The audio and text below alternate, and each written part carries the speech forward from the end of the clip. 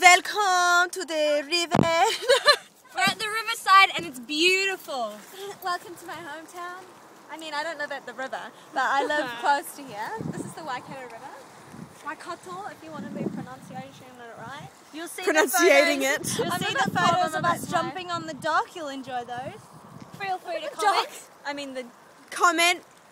Comment and like. Comment, I like it. Just press that little like button. Just press that button. I think it's beautiful. This is what New Zealand's all about, eh? Pretty much. Pretty much. So we're still waiting for the car to be fixed. Not only are they out of water, they're also out of oil. So we're waiting on the boys to also bring like 2-litre jug of oil, and hopefully we'll be on our way then.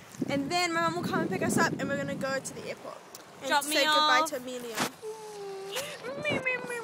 That'll be right. Look at a feather. Oh, that's dirty. I know, it's really dirty. Yeah, okay, bye. Quack disease.